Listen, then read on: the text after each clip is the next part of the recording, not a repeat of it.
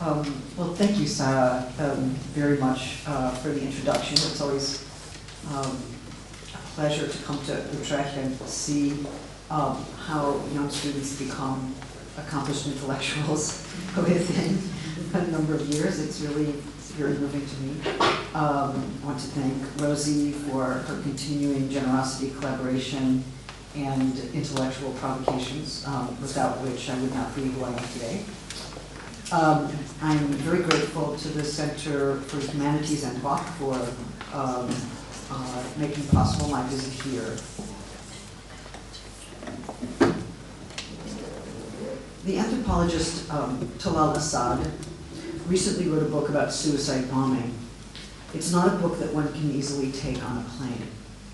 And the title itself raises all kinds of suspicions. Indeed, the title is simply suicide bombing. And so one does not know right away the author's view of this phenomenon. The term is unsettling, to say the least, but there it is, printed, bold, there. The question that drives the book is whether suicide bombing can be thought, and what resources we need in order to think it. Perhaps this is not a surprising question, but perhaps it is.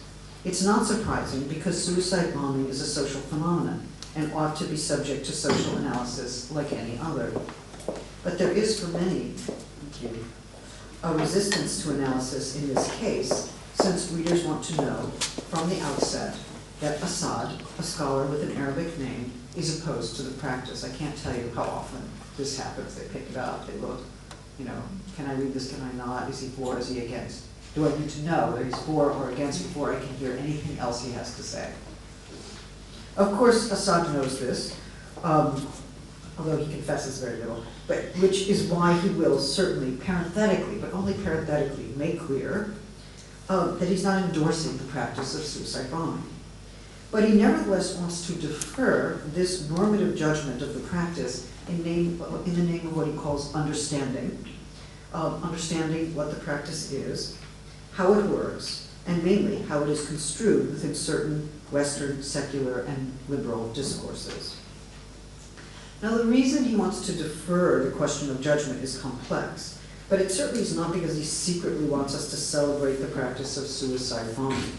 In a way, he is baiting us, seeing whether or not we can take the time to consider the phenomenon, to commit ourselves to a certain understanding before we move to judgment. In particular, he stops us at precisely the moment in which we have to consider the moral urgency of our own response. We want to be able to know where we are to secure the judgment that he judges suicide bombing to be wrong. We don't want to have to think about this urgency because we consider it simply justified, simply right, because we are in the face of something simply unjustified and simply wrong. The task of understanding this response, though, is one that the book delivers to us. In the course of his analysis, Assad tries to understand the horror that is felt in the face of suicide bombing, and he's able to outline many dimensions of this horror. But one question he poses is of interest to me here and offers a way into the thinking of vulnerability that I propose to undertake today. He asks why we feel horror and moral repulsion in the face of suicide bombing when we do not always feel the same horror and moral repulsion in the face of state-sponsored violence. Okay, now I'm invoking the we, and he in fact invokes the we, but I want us to sort of note that this is a kind of heuristic for the moment. Don't worry, there's no we. He asks the question not in order to say that these violences are the same, or even to say that we ought to feel the same moral outrage in relation to both, but he finds it curious, or in his words, impressive. Actually, I can barely believe. Anyway, he finds it impressive that our moral responses that first take form as affect, are tacitly regulated by certain kinds of interpretive frameworks. His thesis is that we feel more horror and moral revulsion in the face of lives lost brutally under certain conditions and through certain means than through others.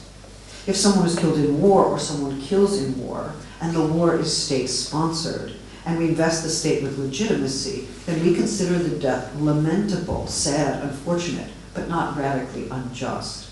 And yet if violence is perpetrated by counterinsurgency groups regarded as illegitimate or not organized through the form of the nation state, then our affect invariably changes, or so Assad assumes. Of course, it's a problem to consider who this we might be who is said to react to violence with moral revulsion in one circumstance, but not in the other. And of course, I have some problems with the assumption of this we, since I'm unclear whether Assad considers himself to belong to this we, or whether he's ironically positioning him there, kind of like a strategic, sympathetic identification with this position, and whether there's any clear way to delimit who belongs to the we and who does not. I confess as well to being less than happy with recourse to notions like the West.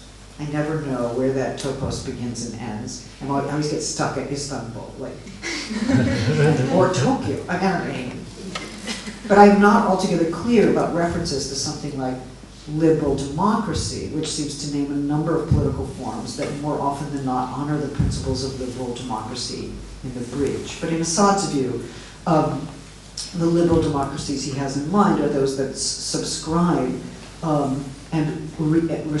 subscribe to and recapitulate a set of secular assumptions about law, sovereignty, and modernity. It seems clear, though, that he's saying something important about the politics of moral responsiveness, namely, that what we feel is in part conditioned by how we interpret the world around us, and that how we interpret what we feel actually can and does alter the feeling itself. This suggests that interpretation helps to build and alter affect. Affect is not one activity and interpretation another, but that as much as our interpretations are motivated by what I'll call emotions that may or may not be available to us, so those emotions can alter when we come to view them in new ways. I've always appreciated the distinction that some philosophers make between emotion and feeling. Feeling is available. Feeling is even defined by its availability to sense experience. But it could be that we have emotions that we do not feel, and that these emotions constitute a complex and less than fully conscious psychic formation.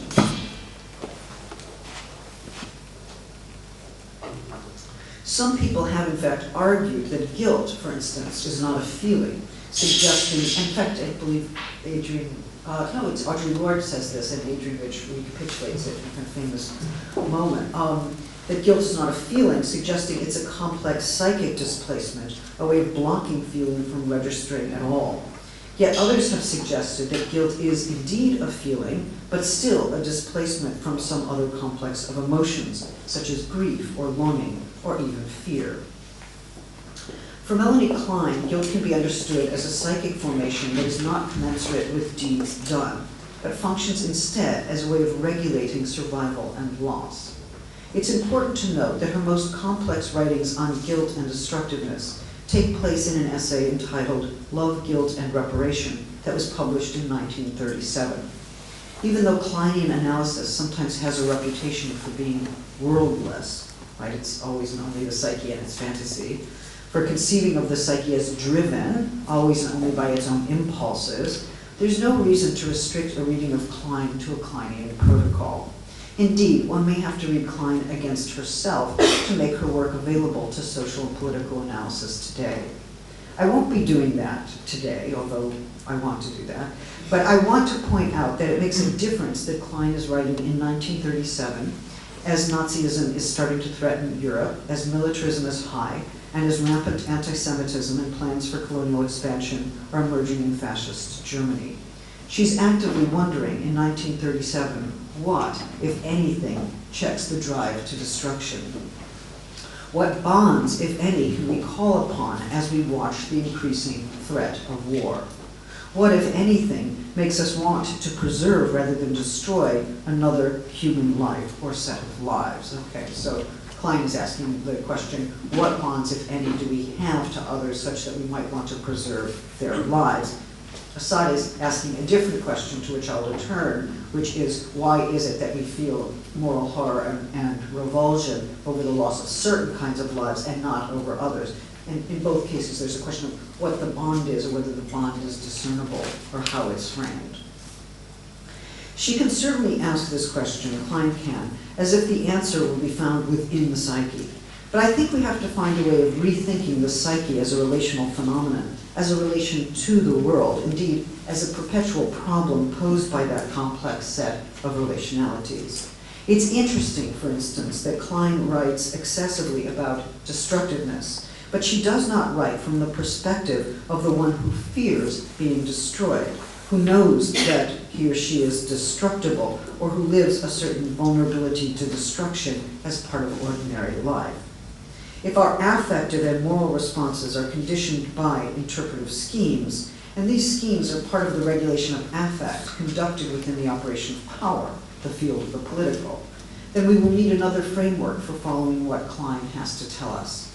But let's follow her logic for a moment, and then return to the question of the regulation of affect, and in particular, the differential ways in which we experience and regard the vulnerability to destruction. Okay, and that will be then related to the differential ways in which we experience the destructibility of certain lives and fail to experience the destructibility of other lives. Following Freud's reflections on criminality, a little piece called Criminality from a Sense of Guilt. It's a great piece. It's one of the few places where he explicitly cites Nietzsche. It's worth finding. Anyway, following Freud's reflection, I'm a geek, sorry. Just a couple geeky moments and you can get to your politics. Okay. Following Freud's reflection on criminality, where he suggests that guilt might precede and precipitate a misdeed, right? And his whole argument is that there are forms of guilt that actually compel you to commit the misdeed to satisfy the prophetic structure of the guilt itself. Klein also argues that guilt may in fact be fully incommensurate with whatever deeds one has or has not committed. A misdeed may well exist, setting aside for the moment what we even mean by that, but it's also possible to feel guilt simply in relation to destructive impulse, whether acted on or not. Guilt operates as a prophylactic, checking the impulse that would destroy the object of love. Now, why would it be important to make sure the object of love is not destroyed?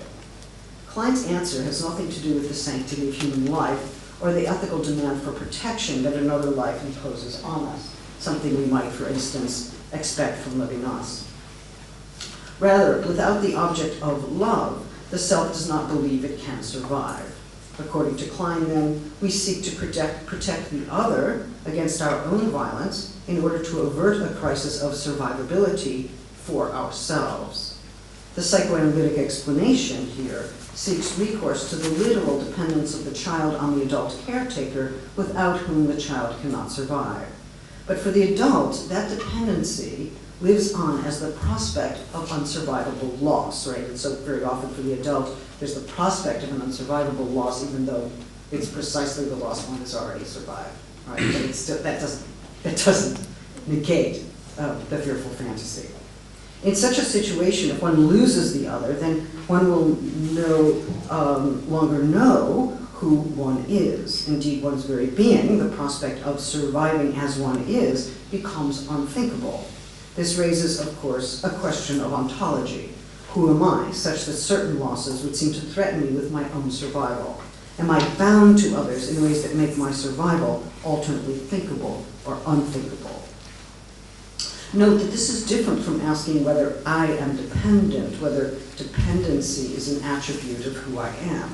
And it's different from asking whether I am vulnerable or have needs, as if vulnerability and needs were somehow characteristics of the self that I am. What is being described, even if Klein herself could not theorize it, is a set of relations without which there is no self. We would then have to rethink the self, not as a bounded entity, but something that is bound to others. As bound up with others, alternately bound and unbound, the self is a set of relations, is nothing outside those relations, and even in referring to itself, is referring to nothing other than those set of relations that make survival possible.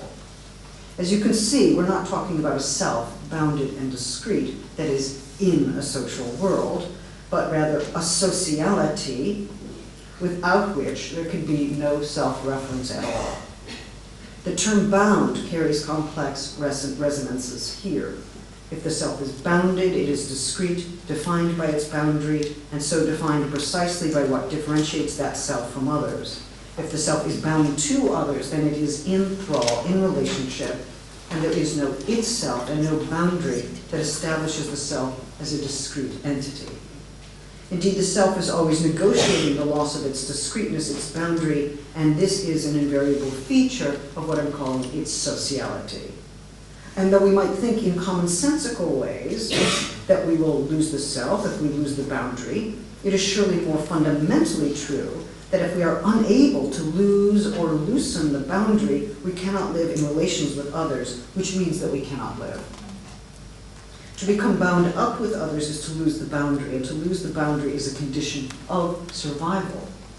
The one who fails to lose the boundary, who remains pure boundary, pure defense, cannot finally be a self in the sense of a kind of related sociality that I've been describing. This means that the self is not a bounded entity, but the process through which the boundary is relinquished in relation to another. The boundary is relinquished as a relation to the other. Now, I'm aware that this way of thinking can be difficult to sustain, and I'm sure one objection is that, hey, boundaries are necessary, and indeed they are. One cannot relinquish a boundary unless a boundary is already in place. So I'm not describing a situation of absolute boundarylessness, and I tend to think that maybe I actually need Deleuze and Braidotti here to actually think this through in another way, but this will save that. On the contrary, I'm describing a displacement, even a dispossession, that is a condition of social life, which means that we have to think this process, this struggle, always in terms of place, of boundary, and of the other metaphors that psychology, including ego psychology, has inherited from the language of political sovereignty. I hope to bring this back to a question of politics and to show how this way of thinking about the body and vulnerability more generally implies a certain political vision on the far side of sovereignty. But I want to suggest, perhaps somewhat provocatively, that dispossession is a point of departure for thinking about vulnerability and obligation alike. This offers an alternative to conceptions of belonging and sameness that underwrite certain versions of the national subject. I'm not trying to affirm the condition of being dispossessed of rights in our homes. These are radical injustices, but only to show that the social world, conceived as radical interdependency, forms the condition of possibility for making the claim to social justice, rights to health, rights to home, protection from violence, rights to freedom. When we make such claims, we are expressing what we owe to one another, what each of us owes to one another, and it is why, when we make such claims, we are appealing to one another for political change. Only through a dislocation of the first-person perspective do we come to understand something we might call social responsibility. The claims for shelter, for protection, for conditions of flourishing are all claims that are made to another, invoking a certain radical dependency of each on all. In this sense, there's no political claim without this dispossession of the I as a condition of its possibility. So, we've been talking about the I, we've been talking about the self. How would we rethink the subject as the first-person I within language? How do we recast this notion outside what I've been calling the boundary? And does this mean that the subject, or the I itself, must become deconstituted in and through this conception of sociality? Many of the most profound political passions are centered on the questions of boundaries and borders. Who may cross the border and who may not? Who crosses without warrant or justification? The flows of capital, the contests over immigration, and the practices of war all center on the question of when and how and why a border can be crossed. The perspective is one in which the permeability of the border represents a national threat, or indeed a threat to identity itself. Identity, however, is not thinkable without the permeable border, just as identity is not thinkable without the possibility of relinquishing boundary. In the one case, one fears invasion, encroachment, impingement, and makes a territorial claim in the name of self-defense. But in the other case, a boundary is given up or overcome precisely in order to establish a certain connection beyond the claims of territory. The fear of survivability can attend either gesture, and if this is so, what does it tell us about survivability and vulnerability of this kind? Well, if Klein is right, we develop moral responses in reaction to questions of survivability.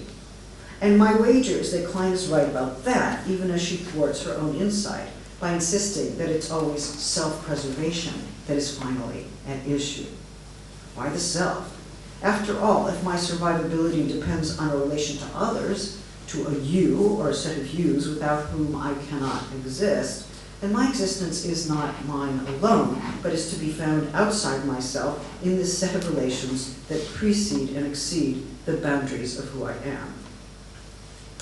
If I have a boundary at all, or if a boundary can be said to belong to me, that it's only because I have become separated from others, and it's only on the condition of this separation that I can relate to them at all. So the boundary is a function of the relation, a brokering of difference, a negotiation in which I am bound to you in my separateness.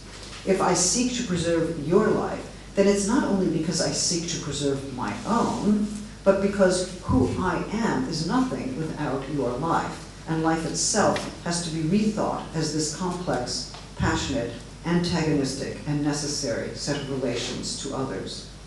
I may lose this one you and any number of particular others, and I may well even survive those particular losses.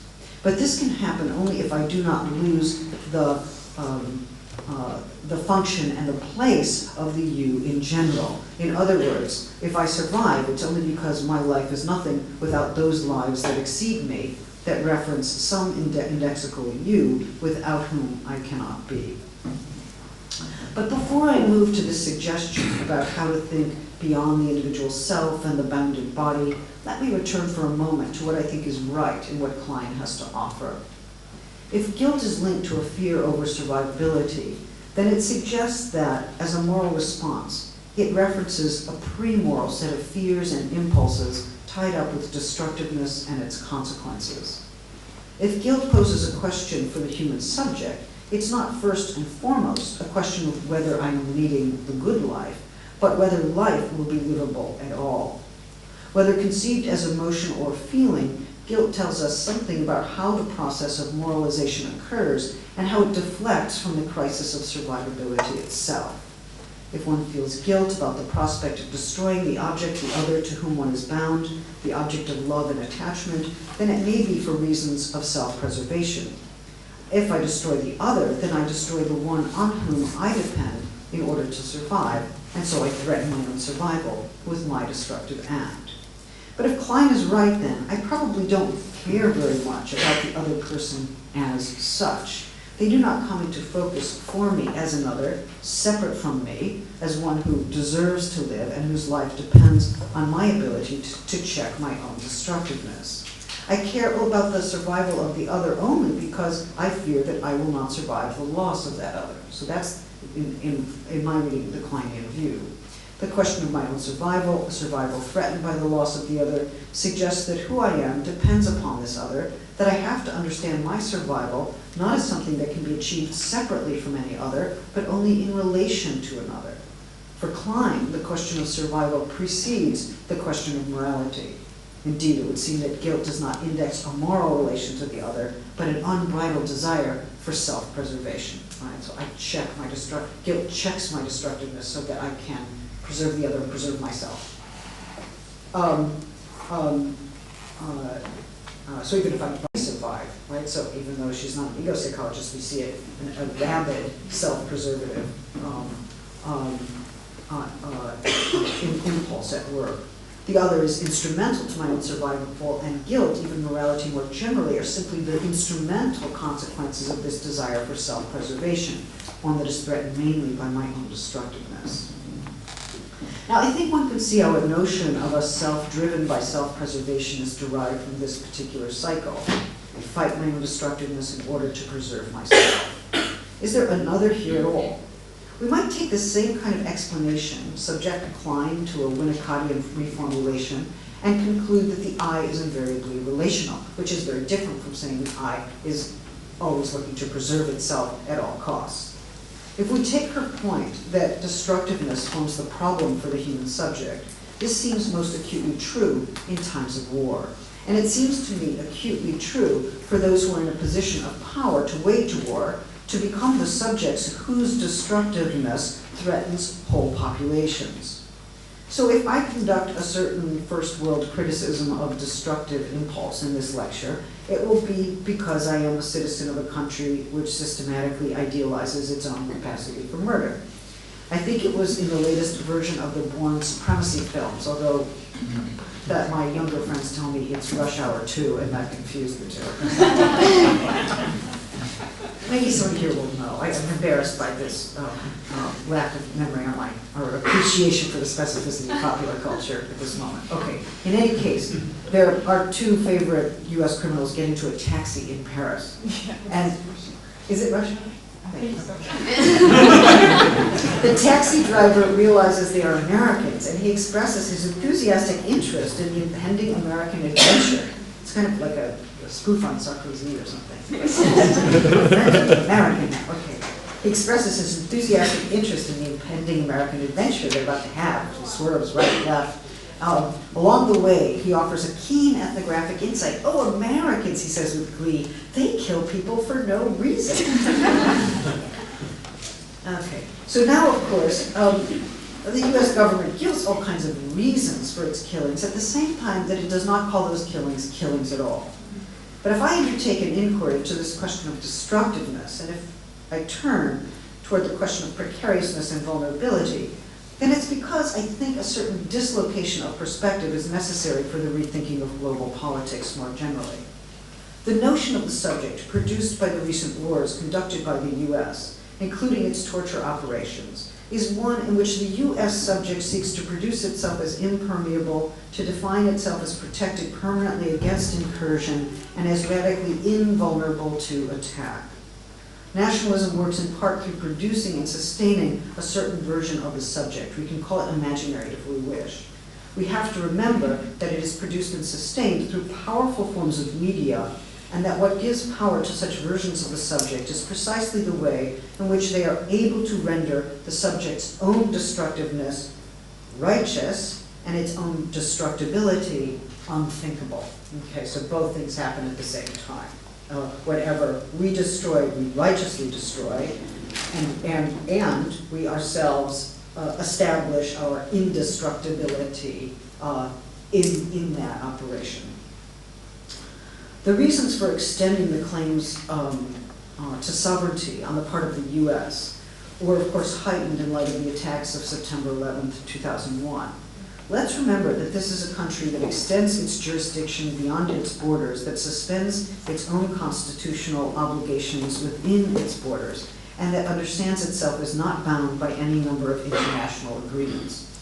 It shores up its rights of sovereign self-protection at the same time that it makes righteous incursions into other sovereignties, or in the case of Palestine, refuses to honor any principles of sovereignty at all. This schism between righteous destructiveness and unthinkable horror at the thought of its own destructibility, or those of its allies, constitutes a kind of unreasoned rift at the core of the subject of nationalism. The point is not to oppose destructiveness per se, to counter this split subject of US nationalism with a subject whose psyche wants only and always peace. I don't think that's around the corner. The repression of destruction can only happen through destructive means, so there's no other way than to find ways of crafting and checking destructiveness, where crafting and checking are not quite the same as repression. Crafting, checking destructiveness, giving it livable form. And the point is not precisely to rehabilitate a unified or coherent subject. How do we understand what it might mean to be a subject who is constituted in or as its relations, whose survivability is a function and effect of its modes of relationality? It seems to me that we're not only then rethinking a theory of the subject, but also suggesting a different way of thinking about sociality, since there is no subject without this constitutive sociality, and no sociality without this problem of the subject. This insight becomes all the more important when we realize that certain hegemonic forms of interpreting the world have consequences for how we might actually come to feel about the world, or to feel about various more or less well-defined populations. If just or justified violence is said to be enacted by states, liberal states in particular, with secular assumptions and assumptions of sovereignty, And if unjustifiable violence is enacted by non-state actors, or actors who are opposed to existing states, or who function through political lexicons that do not necessarily subscribe to secular notions of sovereignty, then we have a way of explaining why we approach certain forms of violence with horror and other forms with a sense of acceptance or possibly even righteousness and triumphalism. The affective responses seem to be primary, in need of no explanation, prior to the work of understanding and interpretation. We are, as it were, against interpretation in the moments in which we react with moral horror in the face of violence. But as long as we remain against interpretation in such moments, we will not be able to give an account of why the affect of horror is differentially experienced. And we will not only proceed on the basis of this unreason, this rift, but we will take this unreason or rift as the sign of our commendable native moral sentiments, perhaps even our fundamental humanity, right? So we want to be able to say that we respond to certain kinds of violence with immediate moral shock and outrage, and we want our immediate moral shock and outrage to be a sign of our fundamental humanity, but whoever the we is doesn't always look to see why it is it feels, it can and does feel that moral horror under certain conditions and not others, right? And how much does the notion of the state really, actually, a certain interpretation about the legitimacy of the state and the legitimacy of war waged by states actually function to structure our affect, even though our affect strikes us as immediate and unmediated. It can be immediate without being unmediated, right? That's what we have to think about, mediated, immediate affect. I'm against Sontag here, by the way, but you know, Sontag also, before she died, was sort of against herself in some really interesting ways, so maybe I'm continuing that struggle. Paradoxically, the unreasoned schism in our responsiveness makes it impossible to respond with the same horror to violence committed against all sorts of populations. In this way, if we take our moral horror to be a sign of our humanity, we fail to note that the humanity in question is in fact implicitly divided between those about whom we feel urgent and unreasoned concern and those whose lives and deaths simply do not touch us or even seem justified. How do we understand the regulatory power that creates this differential at the level of affective and moral responsiveness? Perhaps it's important to remember that responsibility, a word that has surely been exploited by those who are currently decimating the welfare state in the name of responsibilization, the word responsibility, in the way that, say, Derrida formulated it, rather, requires responsiveness, and that responsiveness is not a merely subjective state, but a way of responding to what is before us. Although we might be tempted to say that responsiveness is an attribute of a subject, this person is more responsive than that, this takes the subject as the ground and anchor of the analysis of affect. What if affect is, from the start, communicated from elsewhere? What if affect only and always arrives as an already interpreted bit of experience? This was, I think, Nietzsche's very powerful argument in The Will to Power. This suggests that we have to consider the genealogies of interpretation, the normative frameworks that come to structure affective response. A response is always a response to a perceived state of the world, but what is it that allows some aspect of the world to become perceivable and another not?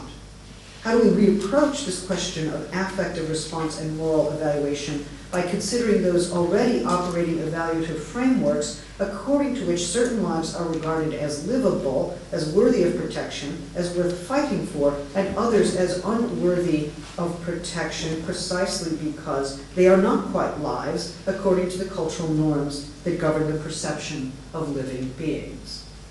One might, for instance, believe in the sanctity of life or adhere to a general philosophy of nonviolence, one that opposes violent action of all kinds. But if certain lives are not perceptible as lives, if they cannot be framed as lives, where frames are encoding certain kinds of cultural norms, then how is it that we could safeguard those lives? And here I would suggest that this kind of argument could be taken to argue for the protection of sentient beings who are not human, and we can even think about the prohibition against violence as also depending on the human-non-human distinction along these lines.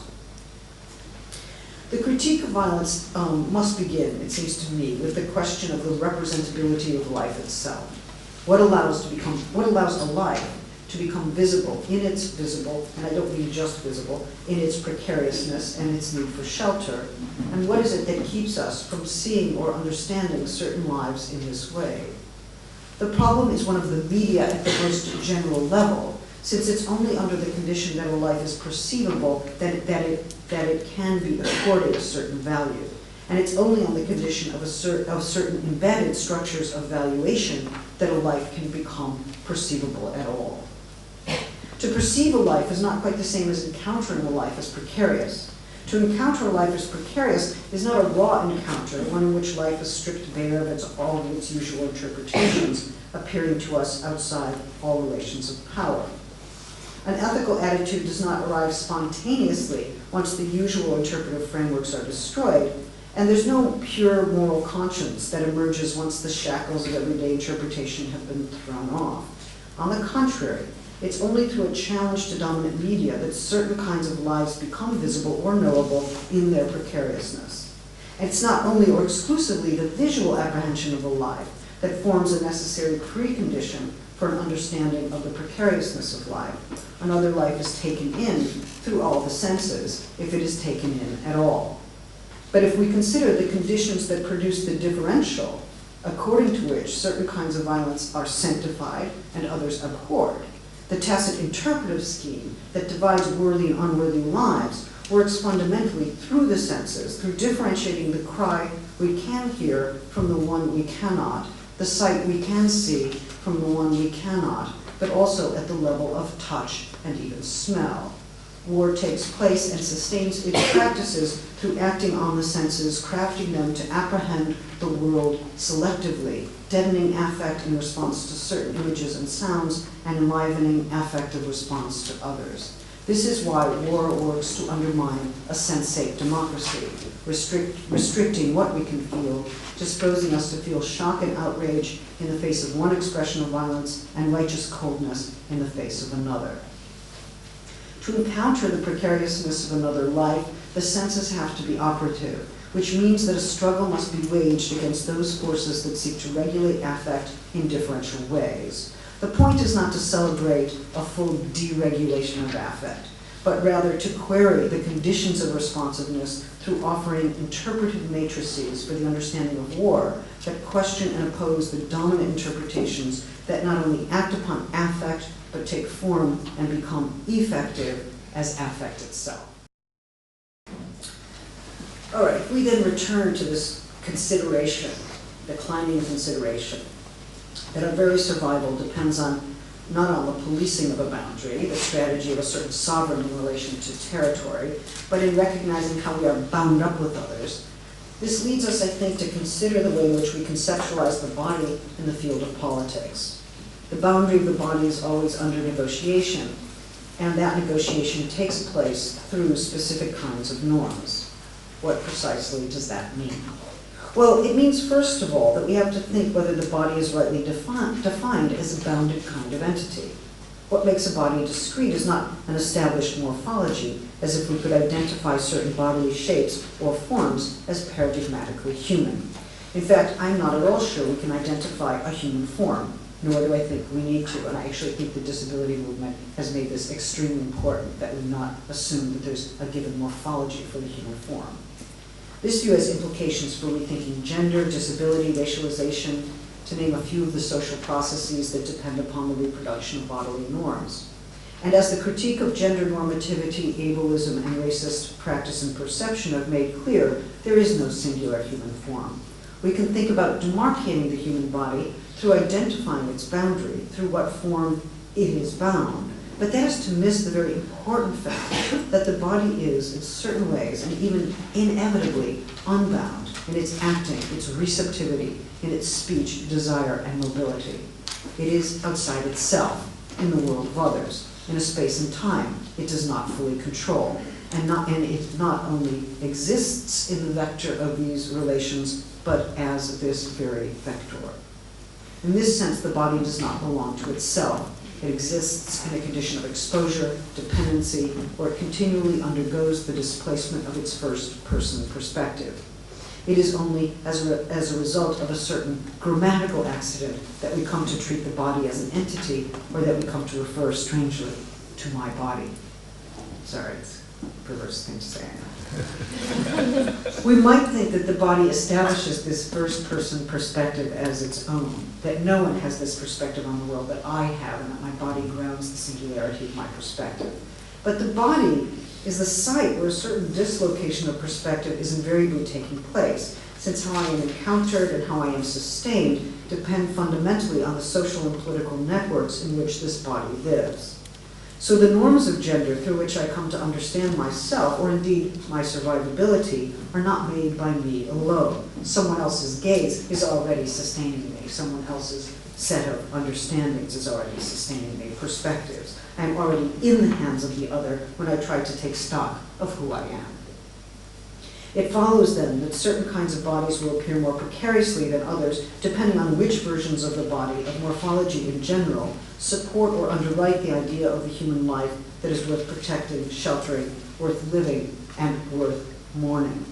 These normative frameworks establish in advance what life will be a life worth living, what life will be a life worth preserving, and what life will become worthy of being mourned. Such views of lives worth living, sheltering, and mourning pervade and implicitly justify contemporary war. Thus, we can ask the critical question, how are lives divided on the basis of which lives represent certain kinds of states, which lives represent threats to state-centered liberal and secular democracy, such that war is righteously waged on behalf of some lives and destruction of other lives is righteously defended. And I am actually interested in this idea of righteousness because it seems to me that that the U.S., for instance, is involved in a righteous war against so-called religious fanatics, but its own, what it calls or it understands to be religious fanatics, but its own fervor is invariably articulated through notions of righteousness, which obviously belong to religious conceptions of moral virtue. I've sought to move so far in this paper from a conception of the self and indeed the body as a bounded entity to the self as a bodily form that is inevitably bound up with others. This has been a way of creating an alternative to notions of self-preservation or ego psychology or self-contained psychic worlds by showing that survival depends less on the established boundary to the self than to the constitutive sociality of the body. I've used this phrase, being bound up with others, but this is something I have for the most part sought to affirm.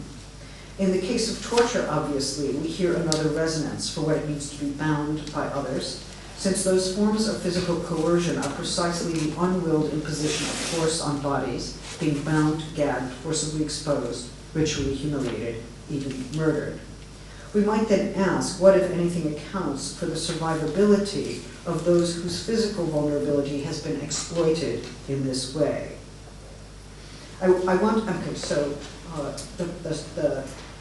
more or less general fact, the more or less general condition that we are bound up with others is precisely what is generality is what is exploited in the kind of binding that we see in the case of torture. I want to suggest, again, and I'm complex, so if I repeat myself, please know it's just because I'm trying to be kind. I mean, maybe that my mind is failing. I'm in no rush hour too, but I think I find that repetition is helpful for my audience. So,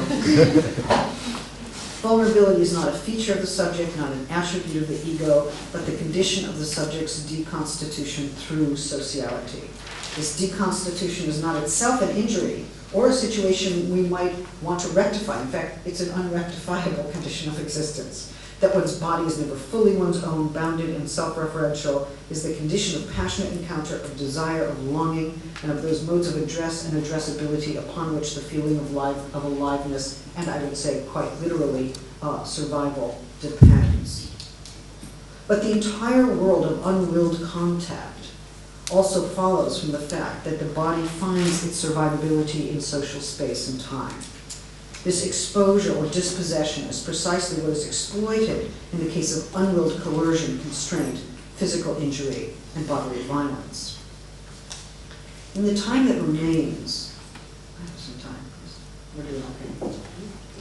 In the time that remains, I want to consider this question of survivability under conditions of war by considering briefly the recently published collection, Poems from Guantanamo, published by the University of Iowa Press, which include 22 poems that were able to survive the censorship of the US Department of Defense. In fact, most of the poems written by detainees in Guantanamo were either destroyed or confiscated, and certainly not allowed to pass to the lawyers and human rights workers who were able to put together this slim volume. There were apparently 25,000 lines of poetry written by Shaikh Abdurrahim Muslim Dost that were destroyed by military personnel. When the Pentagon gave its rationale for the destruction and censorship of this poetry, it claimed that, and I quote, "Poetry presents a special risk to national security." Isn't that just great? I mean, it's the greatest thing to consider about poetry in the longest time. Okay. Poetry presents a special risk to national security because of its content and format. One has to wonder what it is about the content and format of poetry that seems so incendiary. It's magnificent. Could it be that the syntax or form of the poem is actually perceived as a threat to the security of the nation? Fine. Is it that the poems attest to the torture in these cases? Are they understood as evidence, as giving evidence? Is it that the poems actively criticize the United States, its military, its spurious claims to be a protector of peace, its irrational hatred of Islam? Those claims can be made in editorials or in prose. So what is it about the poetry that seems particularly dangerous? There's one poem entitled Humiliated in the Shackles by Sami al-Hajj, who was tortured at US prisons in Bagram and Kandahar before being transferred to Guantanamo, where he now remains. Here are two stanzas from his poem in English. And I very much regret that I cannot work in the Arabic. I was humiliated in the shackles. How can I now compose verses? How can I now write? After the shackles and the nights and the suffering and the tears, how can I write poetry? End of stanza. Al-Hajj attests to being tortured and asks how he can form words, make poetry after such humiliation. And yet the very line in which he questions his ability to make poetry is its own poetry. So the line enacts what Al-Hajj cannot understand. He writes the poem, but the poem can do no more than openly query the condition of its own possibility. How does a body tortured form such words? He is also asking how it can be that poetry can come from a tortured body and how the words emerge and survive. His words move from the condition of torture, a condition of coercion, to speech. Is this the same body that suffers torture and that forms the words on the page? The forming of these words is linked with survival, with the capacity to survive or survivability. Let's remember that at the beginning of their detention, prisoners in Guantanamo would write short poems on styrofoam cups that they had taken away from their meals. Some of them would use small rocks or pebbles to engrave their words on the cups, passing them from cell to cell. The words were engraved on cups that were styrofoam, not only cheap, but the very emblem of cheapness, also soft, so that the prisoners would have no access to glass or ceramics, which could more easily be used as weapons. And sometimes toothpaste was used as a writing instrument, since obviously having a pen or pencil would have posed another threat to the security of the nation. Apparently, they were later given paper and writing instruments, but they were given them for a specific amount of time, closely monitored, and then the writing instruments were taken away. And indeed, it turned out later that the writing was also taken away, 95% of which was destroyed. Some of the writings are bitter political commentary. For instance, the opening poem by Shakir Abdurrahim Amir. I quote, "Peace, they say, peace of mind, peace on earth, peace of what kind? I see them talking, arguing, fighting. What kind of peace are they looking for? Why do they kill? What are they planning? Is it just talk? Why do they argue? Is it so simple to kill? Is this their plan? Yes, of course. They talk, they argue, they kill, they fight for peace." It's with perspicacious irony that Amir concludes that they fight for peace, but what marks this poem is the number of questions that he puts into poetic form, that he asks out loud, as it were, on the page, and the mix of horror and irony in the question at the center of the poem. Is it so simple to kill? Amir's poem moves between confusion, horror, and irony, and it concludes through the exposure of the hypocrisy of the US military. His poem exposes the schism in the public rationality of his captors. They torture in the name of peace, they kill in the name of peace. Of course, we do not know what the content and format of the poems were that were censored, but this one seems to revolve around the repeated and open question, an insistent horror, a drive toward exposure. Indeed, most of the poems make use of lyric genres that can be found within the Quran, as well as more formal features of Arab nationalist poetry. And indeed, one question that I would raise about these poems, and I'll try to raise this later, is when an I speaks in the poem, is it a singular I? Who speaks? Who speaks in the first person of these poems? Are these singular subjects? I want to suggest that the I who speaks in the poem is always more than one. And that might be part of the problematic dimension of the poem. I'll try to explain why in a moment. The unreasoned schism that structures the military field of affect is one which cannot explain its own horror in the face of the injury and loss of life by those populations representing legitimate and secular nation states, and its righteous pleasure in seeing the humiliation and destruction of those populations that are not organized under the sign of the nation state. And of course, the one non-secular state that is the exception is Israel. The lives of those at Guantanamo do not even count as the human lives protected by human rights discourse. The poems are themselves a different kind of moral responsiveness, certainly a kind of interpretation, one that can, under certain conditions, contest and explode the dominant schisms that run through the national and military ideology. The poems constitute and convey the moral responsiveness toward a military rationale that has restricted moral responsiveness to violence in incoherent and unjust ways. Thus, we have to ask what affect is verbally conveyed by these poems, and how is affect verbally conveyed or linguistically conveyed? What set of interpretations are delivered through these poems in the form of affect, including longing and rage? The overwhelming power of mourning, loss, and isolation becomes a poetic tool of counter-insurgency, and even, I would suggest, a challenge to individual sovereignty. Ustad Badru Zaman Bader writes, and I quote his poem, "The whirlpool of our tears is moving fast towards him. No one can endure the power of this flood." And again, we have these pronouns that are unclear, who our tears, which sociality is being indexed there, moving fast towards him, towards whom. No one can endure, and yet these words arrive as tokens of an unfathomable endurance. In a poem called I Write My Hidden Longing by Abdullah Majid al-Nurani, each stanza is structured through the rhythm of suffering and appeal, and I quote, "My rib is broken and I can find no one to heal me. My body is frail and I can see no relief ahead."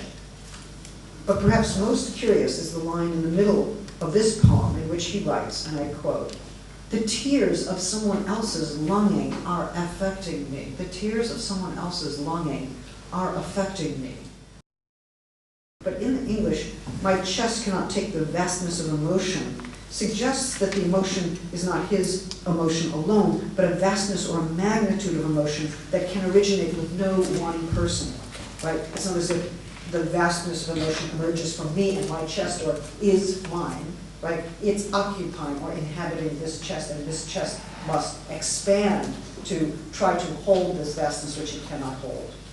Talk about a non-sovereign conception of the self, okay? And the transitivity of affect, which establishes the invariable sociality of the self and its affective response. The tears of someone else's longing. He is, as it were, dispossessed by these tears that are in him, but are not exclusively his own. What do these poems tell us about vulnerability and survivability? Well, I think they interrogate what kinds of utterances are possible at the limits of grief, of humiliation, longing, and rage. The words are carved in cups, are written on paper, are pushed into a surface, an effort to leave a mark, a trace of a living being, even, I would say, a sign formed by a body, a sign that carries the life of the body, the afterlife of the body. And even when what happens to a body is not fully survivable, which is, I'm sure, the case with torture, even if one survives torture, something happens to the body that's not fully survivable, the words survive to say as much. This is also poetry as evidence and as appeal, and each word is finally meant for another. Situations of absolute isolation, as you know, they're in cages, which you've doubtless seen, which I think are actually modeled on Steven Spielberg's, idea of the concentration camp. I think we actually have a kind of loop that goes through Spielberg back into the military, back into the architecture of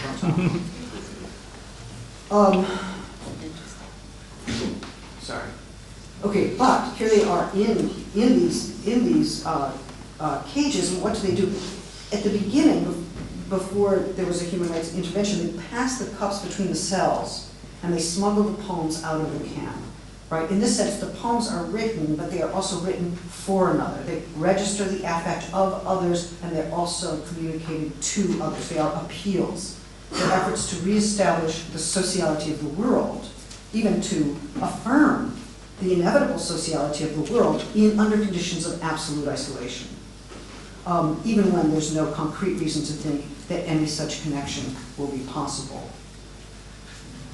In the epilogue to this collection, Ariel Dorfman compares the writings of the Guantanamo poets to Chilean writers under the Pinochet regime. Although he's clearly mindful of the ways in which the poetry conveys the conditions of the camp, he calls attention to something else about the poems, and I got to read this quotation from him. What I sense is that the ultimate source of these poems from Guantanamo is the simple, almost primeval arithmetic of breathing in and out. The origin of life and the origin of language and the origin of poetry are all there in the first breath, each breath as if it were our first, the anima, the spirit, what we inspire, what we expire, what separates us from extinction minute after minute, what keeps us alive as we inhale and exhale the universe. And the written word is nothing more than the attempt to make that breath permanent and secure, carve it into rock, or mark it on paper, or sign it on a screen, so that its cadence will endure beyond us, outlast our breath, break the shackles of solitude, transcend our transitory body, and touch someone with its waters, end quote. The body breathes itself into words, and finds some provisional survival there. But once the breath is made into words, then the body is given over to another in the form of an appeal. In torture, the body's vulnerability to subjection is exploited. The fact of interdependency is abused. The body that exists in its exposure and proximity to others, unwilled contact included, to external force, to all that might subjugate and subdue it, is vulnerable to injury. But injury is the exploitation of that vulnerability. Okay, we have to distinguish between the two. The condition of a kind of an interdependent vulnerability is not the same as injury. And I don't think vulnerability can be reduced to injurability in this way. But injury is an exploitation of that vulnerability. In these poems, the body is also what lives on, breathes, tries to carve its breath into stone. Its breathing is precarious. It can be stopped by the force of another's torture, as we clearly saw in Abu Ghraib. But if this precarious status can become the condition of suffering, it can also become the condition of responsiveness, of a formulation of affect, understood as a radical act of interpretation in the face of unwilled subjugation. In the poems, we hear the capacity to break through the dominant ideologies that rationalize war through recourse to righteous invocations of peace. The poem seeks to confound and expose the words of those who torture and constrain in the name of freedom and kill in the name of peace. In these poems, we hear the cadences, the precarious cadences of solitariness in Dorfman's words. This tells us, I think, two separate truths about the body. As bodies, we are exposed to others. This can be the condition of our desire, but also the possibility of a subjection to cruelty and subjugation. This follows from the fact that bodies are bound up with others through material needs, through touch, through language, through a set of relations without which we cannot survive. But to have one's survival bound up with others in such a way is a constant risk of sociality, its promise and its threat. This very fact of being bound up with others establishes the possibility of being subjugated and exploited, though it does not at all determine what political form that will take. The very fact of being bound up with others establishes the possibility of being relieved of suffering, of knowing justice, and even love. The poems are full of longing. They sound the incarcerated body as it makes its appeal. Its breathing is impeded, but it continues to breathe. The appeal of the poem is an appeal to live, an instance and instrument of survival, but also, to another sense, of solidarity. The poems relay the interconnected lives that carry on each other's words, suffer each other's tears, and form networks, I would even say networks of transitive affect, that pose an incendiary risk not only to national security, but to the forms of global sovereignty championed by the US, and I would add to forms of individual sovereignty, or sovereignty that belong to models of individualism. The poems form networks of transitive affect. Possibly this is what is meant by the format and content of poetry, the fact that it can produce affective contagion that challenge models of sovereignty. To say that the poems resist sovereignty is not to say that the poems will alter the course of the war. I wish they could. And if McCain is elected, we're going to have war for decades and decades and decades. Or they will ultimately prove more powerful than the military power of the state. And I don't believe that. I wish I did. Still, the poems emerge from scenes of extraordinary vulnerability to subjugation, and nearly every poet remarks with astonishment that the words of poetry emerge from such a condition. But there they are, proofs of stubborn life, vulnerable, overwhelmed, their own and not their own, dispossessed, enraged, and perspicacious.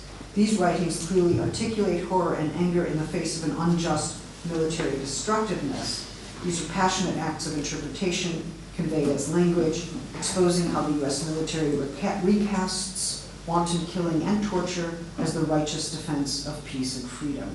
In this sense, the poems are critical acts of resistance, counterinsurgent interpretations, animated traces of lives, living and breathing words, incendiary acts that somehow incredulously live through the violence they oppose.